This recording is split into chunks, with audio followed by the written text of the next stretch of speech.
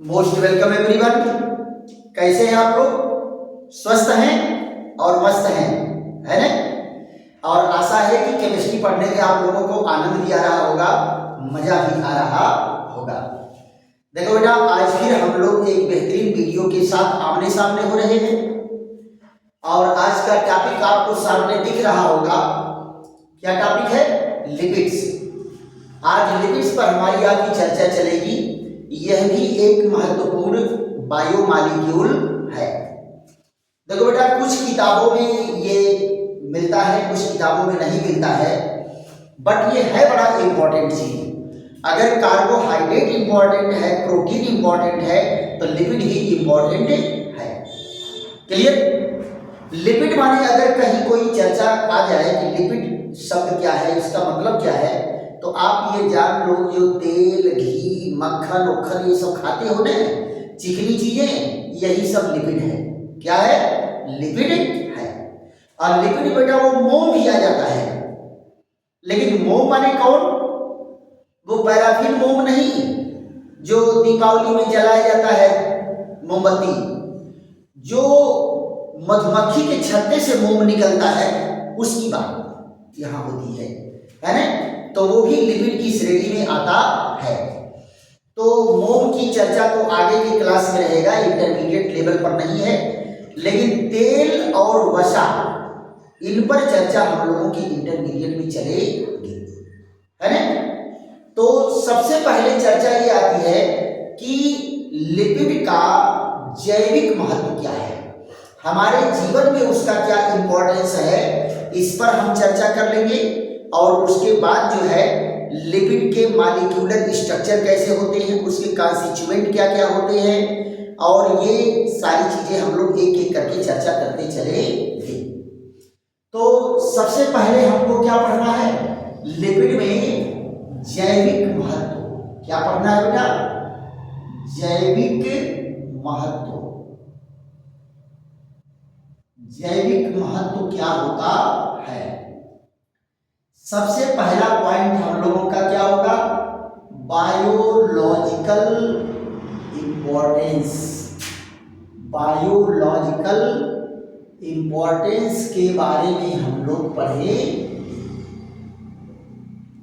Biological importance मतलब जैविक महत्व, इसका हमारे जीवन में क्या इंपॉर्टेंस है।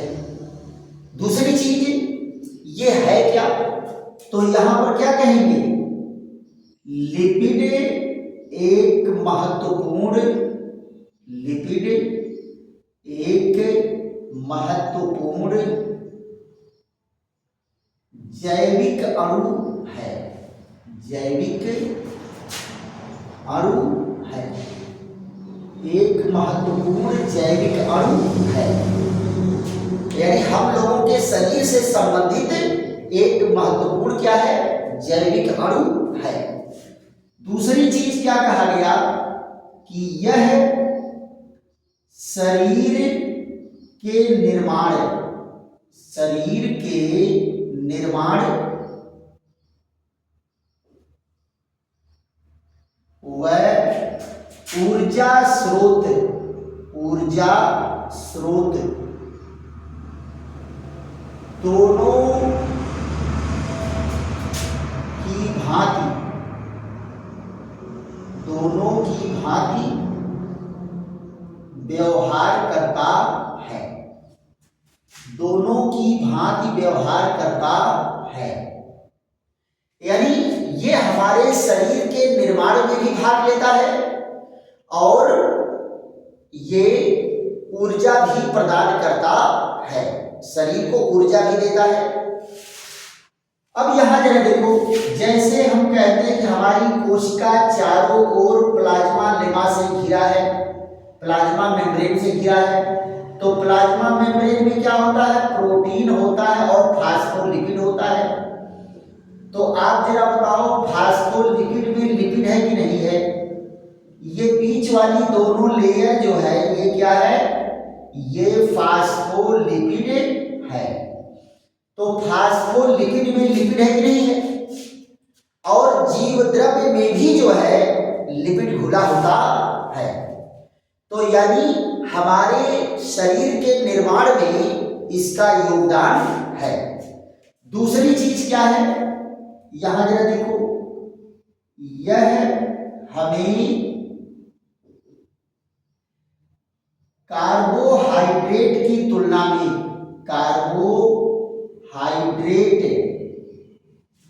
की तुलना में, कार्बोहाइड्रेट की तुलना में 2.3 गुना, 2.3 गुना अधिक, 2.3 गुना अधिक ऊर्जा देता है। देखो बेटा, कार्बोहाइड्रेट की तुलना में ये हमें क्या करेगा, 2.3 गुना ज्यादा ऊर्जा देता है, 2.3 गुना ज्यादा ऊर्जा देता है। लेकिन फिर भी हम इसे मुख्य भोजन के रूप में यूज नहीं करते। अच्छा ये बताओ, आप सभी लोग जो है कार्बोहाइड्रेट के रूप में रोटी चावल, आप अपनी थाली में देखो तो आधा थरिया भात, 4-5 रोटी है ना, गुड़ शक्कर दूध, ये सब जो है ज्यादा रहते हैं। घी कितना रहता है, तेल कितना रहता है, बहुत होगा तो दाल में 1 चम्मच घी होगा, और नहीं तो 5 लोगों की 7 लोगों की सब्जी बनती तो 1 कलछुली तेल पड़ता है ना। तो आपके हिस्से में कितना तेल आया, 1 चम्मच तेल आया। तो लिपिड तो बहुत ज्यादा यूज नहीं करते, और कार्बोहाइड्रेट पूरा ज्यादा मात्रा में है। आखिर ऐसा क्यों होता है कि जब ये ज्यादा ऊर्जा दे रहा है तो हम थोड़ा सा तेल और घी लेकर के कार्बोहाइड्रेट की जगह पर काम चला सकते हैं? इसका मेन कारण बेटा ये है कि इनका पाचन कठिन होता है, इनका पाचन कठिन होता है। आप जरा सोचो, कल्पना करके देखो, आपके भोजन में 600 ग्राम 700 ग्राम कार्बोहाइड्रेट रहता है, और 700 ग्राम कार्बोहाइड्रेट के जगह पर आप 300 ग्राम घी, 300 ग्राम घी मतलब 1 पाव से ज्यादा घी, पौवा भर से ज्यादा घी 1 कटोरा ले लो, और घी जो है पी जाओ सुबह भी, और 1 कटोरा घी दोपहर में भी, 1 कटोरा घी शाम को भी। जरा देखो तुम्हारी बॉडी की क्या स्थिति होती है। हमको तो लगता है कि लूज मोशन के कारण बाथरूम में खाली नजर आएगी, है ना? क्यों? क्योंकि इसका पाचन जटिल होता है। तो क्या कहेंगे, लिपिड का पाचन, लिपिड का पाचन जटिल होने के कारण, जटिल होने के कारण मुख्य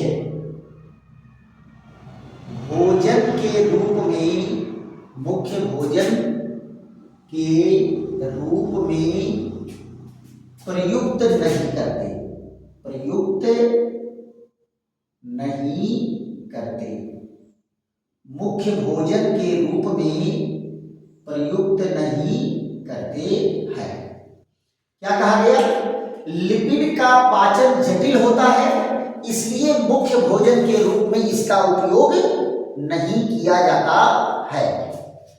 दूसरी चीज क्या होता है, ये ऊष्मा प्रतिरोधी, ऊष्मा प्रतिरोधी, ऊष्मा प्रतिरोधी होता है, ऊष्मा प्रतिरोधी होता है, जो हमारे शरीर में, हमारे शरीर में बाहर से, शरीर में बाहर से ऊष्मा के आदान प्रदान, आदान प्रदान से बचाता है। आदान प्रदान से बचाता है। देखो बेटा, ये वसा का हमारे त्वचा के नीचे एक मोटा लेयर होता है। ये मोटा लेयर होता है जो हमारे शरीर की ऊष्मा को जल्दी बाहर नहीं निकलने देता और बाहर से ऊष्मा को जल्दी प्रवेश नहीं करने देता। जबकि थोड़ा बहुत होता है, लेकिन जितना ऊष्मा गर्मी में बाहर बढ़ जाता है, अगर उतना ऊष्मा अंदर प्रवेश कर जाए तो सब हालत खराब कर देगा।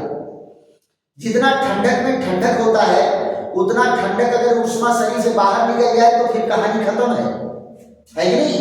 तो ये ऊष्मा प्रतिरोधी के रूप में हमारे शरीर की रक्षा करने का भी कार्य करता है। क्लियर? तो ये सारे जो है बायोलॉजिकल इंपॉर्टेंस है। शार्ट में इसको आप ढंग से समझा सकते हैं और ये 2 नंबर 3 नंबर के क्वेश्चन होते हैं का। और जरा देख लो यहां पर, ये लिपिड जो है बॉडी निर्माण में भाग लिए, इनका प्लाज्मा लेमा का अपना एक अंश बना, जीव द्रव्य में घुला हुआ है, जीव द्रव्य में घुला हुआ है और इसी से बेटा स्टेरॉयड बनता है। क्या बनता है? स्टेरॉयड बनते हैं। यह स्टेरॉयड का निर्माण करता है, स्टेरॉयड का निर्माण करता है जिससे कोलेस्ट्रॉल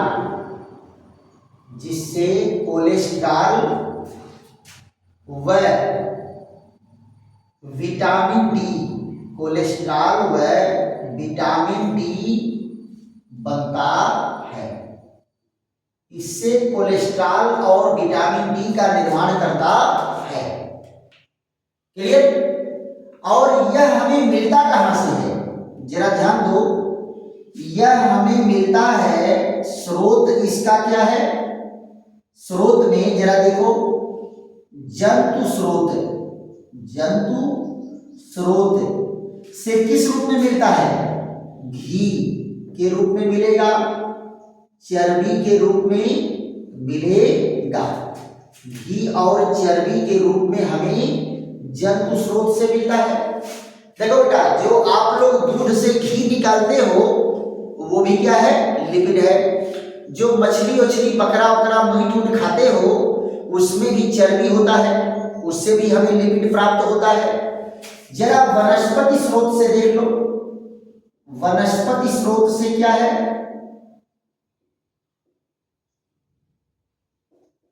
वनस्पति स्रोत। तो वनस्पति स्रोत में क्या है? तेल, जिसको क्या कहते हैं? वनस्पति तेल। वनस्पति तेल व वसा, वनस्पति तेल व वसा से हमें ये क्या है? पेड़ पौधों से प्राप्त होता है। अब वनस्पति तेल में क्या आ गया? वनस्पति तेल में सरसों का तेल, मूंगफली का तेल, सूरजमुखी का तेल और सोयाबीन का तेल, तीसी का तेल, तिल्ली का तेल, ये सब जो है तेल में आ जाएंगे। और वसा में क्या आ जाता है बेटा? नारियल का तेल वसा में आ जाता है। आगे हम लोग चर्चा करेंगे कि तेल और वसा क्या होते हैं, दोनों में अंतर क्या होता है, इन सारी चीजों पर चर्चा चलेगी। तो ये बेटा क्या है? ये बायोलॉजिकल इंपॉर्टेंस है, जैविक महत्व है। अब यहां पर जरा देखो, इनका रासायनिक संगठन,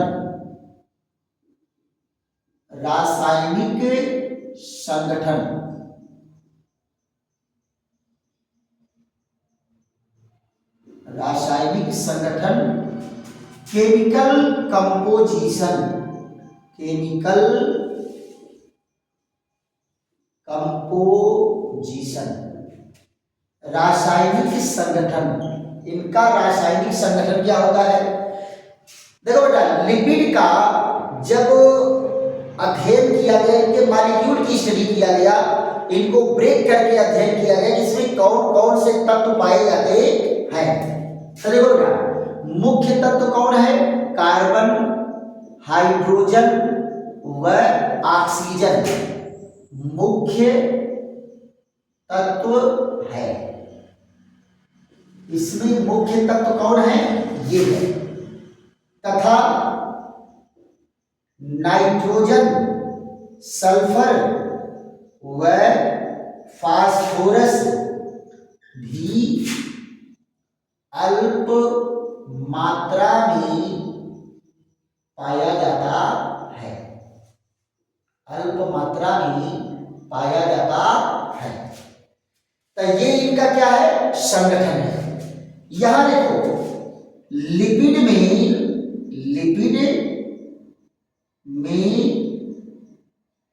कार्बन प्रतिशत कार्बोहाइड्रेट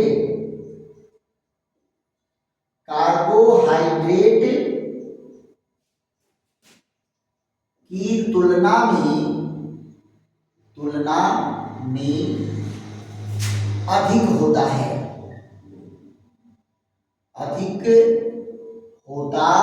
है। इसीलिए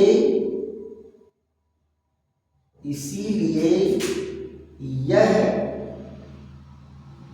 हमें अधिक ऊर्जा देता है। देखो बेटा, एक नंबर में अगर आपको ये पूछा जाए कि कार्बोहाइड्रेट की तुलना में ये ऊर्जा ज्यादा क्यों देता है, तो आप जरा बताओ ऊर्जा हमें मिलती कहां से है? ऊर्जा हमें मिलती है कार्बन के ऑक्सीकरण से। ऊर्जा कहां मिलती है? कार्बन के ऑक्सीकरण से। देखो, कार्बोहाइड्रेट है C6H12O6, ये ऑक्सीजन से ऑक्सीकृत होकर के क्या दिया? ये कार्बन डाइऑक्साइड बनाया, H2O बना, और यहां क्या है? ऊर्जा बना। ये ऊर्जा दिया। यहां कार्बन कितने हैं? कार्बन की संख्या है 6। कार्बन की संख्या कितना है? 6। अब जरा लिपिड बताओ तो लिपिड का फार्मूला देख लो।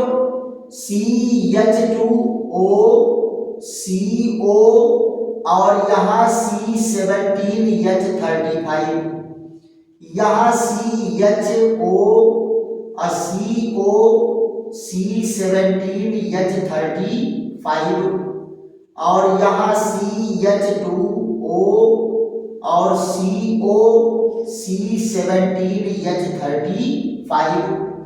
इनके भी ऑक्सीकरण से क्या है? ऊर्जा बनेगा। क्या देगा? कार्बन डाइऑक्साइड, और क्या देगा? H2O, ये यहां, और क्या बनाएगा? ऊष्मा या ऊर्जा। क्या देगा? ऊर्जा। तो जरा देखो, एक अणु ये कौन है? ग्लूकोज है। एक अणु ग्लूकोज, और ये क्या है? एक अणु है लिपिड।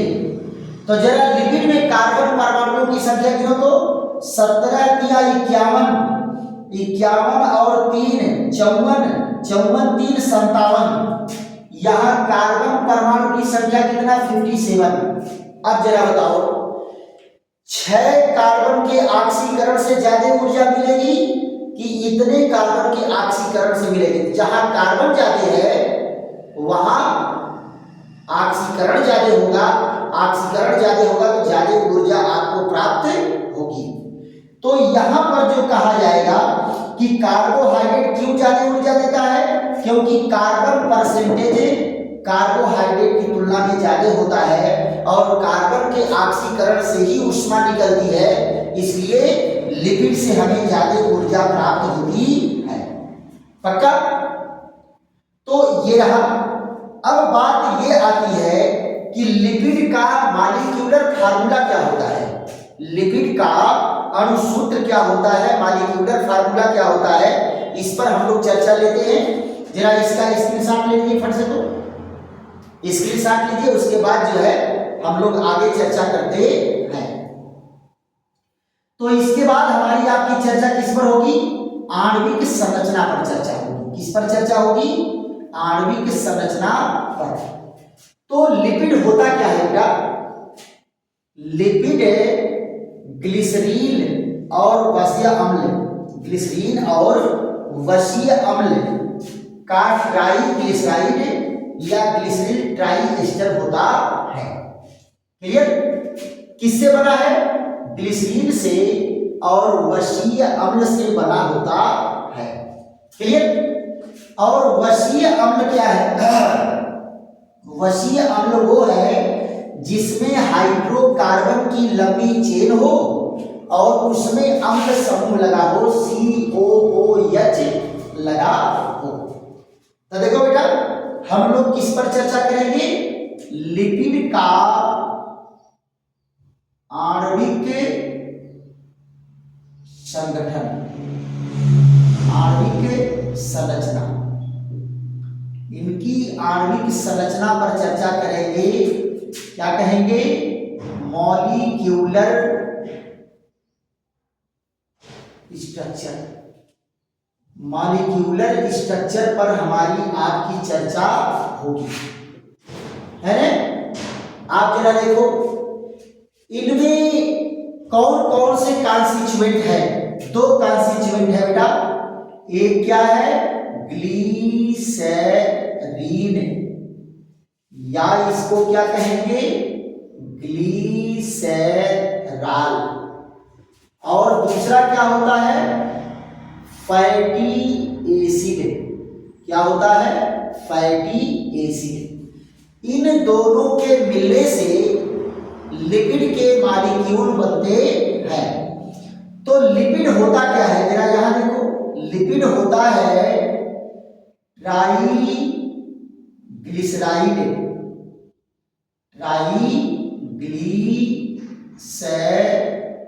ग्लिसराइड, और इसको क्या कहेंगे?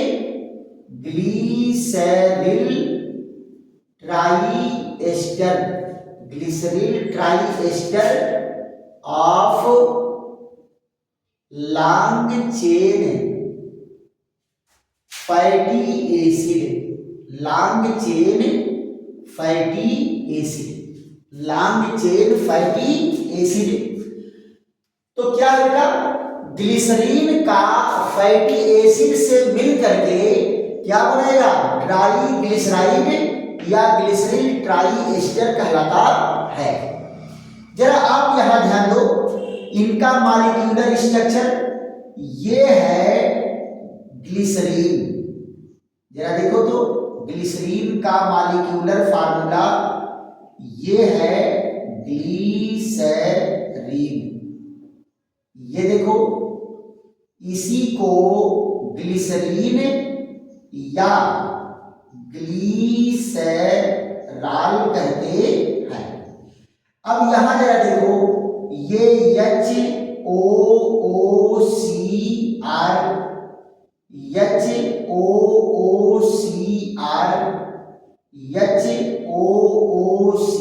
HOOCR, ये क्या है?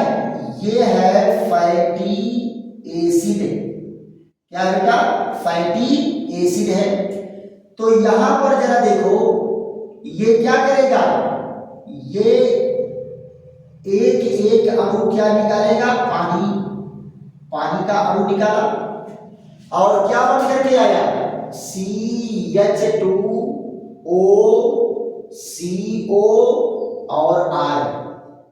यहां देखिए CHO COR, CH2O COR, और क्या निकला? 3 अणु पानी निकला, 3 अणु पानी। तो यही क्या है? ये है ग्लिसरील ट्राइएस्टर, ग्लिसरील ट्राइएस्टर, या इसको क्या कहते हैं? ट्राइग्लिसराइड ट्राइग्लिसराइड, और इसी को हम क्या कहेंगे? लिपिड। ये क्या है? लिपिड है, यानी फैट और आयल, फैट या आयल होता है। देखो ना, कोई भी लिपिड है, सबका मॉलिक्यूलर फार्मूला सेम है, केवल जो हाइड्रोकार्बन की ये चेन है एल्किल ग्रुप, ये आर क्या है? आर एल्किल ग्रुप है। अब ये कहेंगे कि ये वसीय अम्ल जो है ये कितने कार्बन के होते हैं? तो इनके कार्बन परमाणु की संख्या 12 से लेकर 18 तक होती है, यानी फैटी एसिड का जो मॉलिक्यूलर स्ट्रक्चर का कार्बन की संख्या है वो कितनी होती है? 12 से 18 तक होती है। और ये वसीय अम्ल बदलते जाएंगे और तेल और वसा की क्वालिटी बदलती जाएगी, उनके नाम बदलते जाएंगे। तिल्ली का तेल, सरसों का तेल, सोयाबीन का तेल, मूंगफली का तेल, ये अलग अलग तेल है और अलग अलग तेल का अलग अलग स्वाद है। तो किसके बदलने से होता है?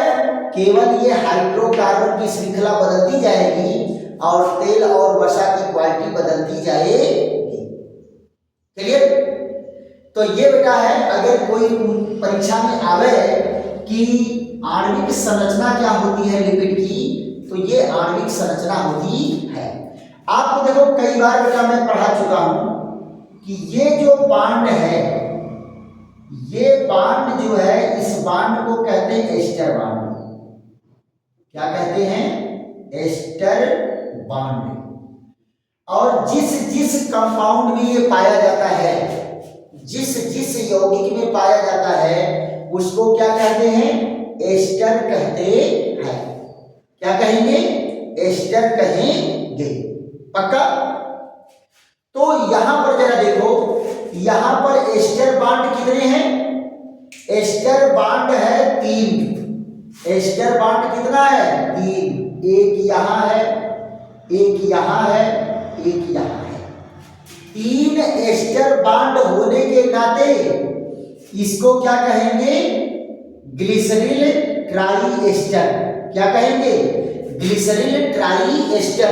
3 एस्टर, यानी इसके अणु में 3 एस्टर बांड होते हैं, या इसको ट्राई ग्लिसराइड कहेंगे। क्या कहेंगे? ट्राई ग्लिसराइड कहेंगे। तो आप ये जान गए कि ग्लिसरील ट्राई एस्टर क्यों कहते हैं? क्योंकि लिपिड के मॉलिक्यूल में 3 एस्टर बांड होते हैं। पक्का? अब जरा बताओ, लिपिड का वर्गीकरण, अगर हम लिपिड का वर्गीकरण करते हैं तो कैसे, किन ग्रुपों में वर्गीकरण करते हैं? उसके पहले इसका स्क्रीनशॉट ले लीजिए, स्क्रीनशॉट लीजिए, उसके बाद मिटा करके आपको इनके लिपिड के प्रकार पर चर्चा करते हैं। देखो बेटा, लिपिड जो होते हैं वसीय अम्लों के आधार पर 2 कैटेगरी में बांटा गया है। इसमें वसीय अम्ल अगर एक ही प्रकार के हैं, तीनों वसीय अम्ल एक ही प्रकार के हैं, तो उनको साधारण लिपिड कहते हैं। और अगर मान लो लिपिड में संख्या अलग अलग है, अलग अलग वसीय अम्ल है, तो उनको मिश्रित लिपिड कहते हैं। तो यहां देखिए, लिपिड का वर्गीकरण, लिपिड का वर्गीकरण, लिपिड का वर्गीकरण। तो लिपिड का वर्गीकरण किसके आधार पर करते हैं? वसीय अम्लों के आधार पर 2 श्रेणियों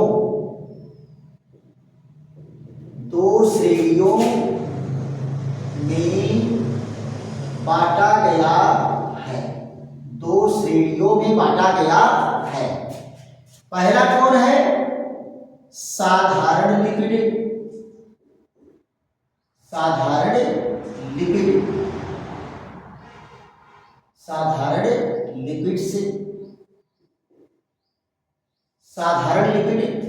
और दूसरा कौन है? मिश्रित लिपिड। दूसरा कौन है? मिश्रित लिपिड,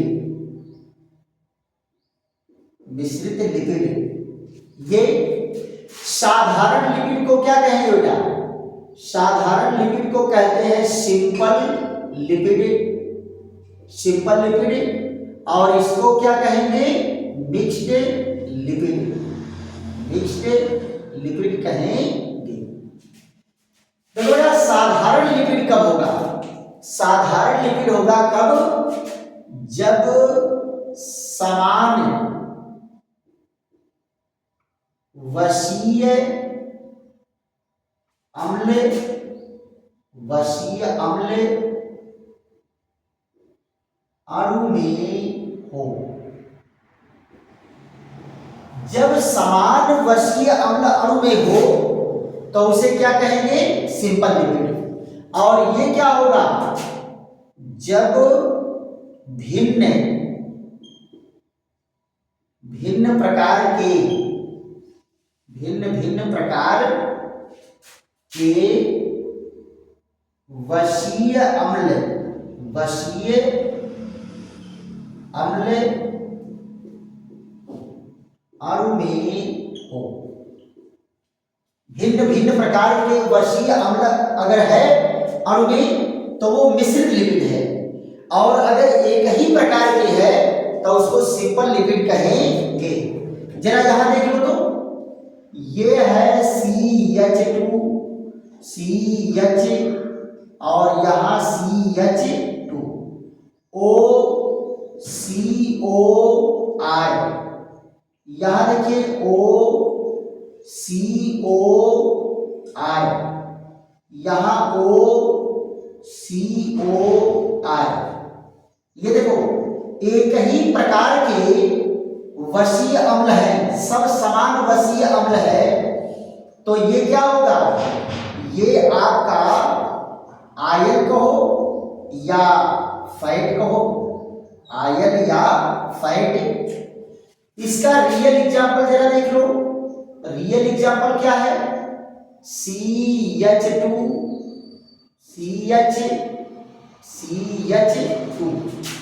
यहां देखो OCO और यहां C17H35, OCO C17H35, OCO C17H35। इसका क्या नाम है? इसका नाम है ग्लिसरील ट्राइस्टेरेट, ग्लिसरील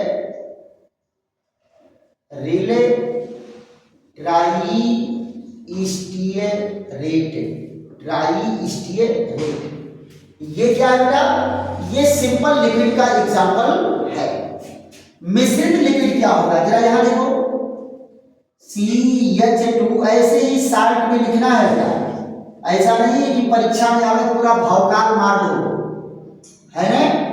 बस शार्ट में अपनी सारी बातें एग्जामिनर को बता देना है। ये देखिए यहां क्या है? अब ये R1, R2, R3 अगर ये अलग अलग हो गए, भिन्न भिन्न प्रकार के हो गए तो ये मिश्रित लिपिड कहलाएगा, है? ये दोनों लिपिड क्या है? ऊपर वाले दोनों लिपिड जो है सिंपल लिपिड है। कैसा लिपिड है? Simple lipid.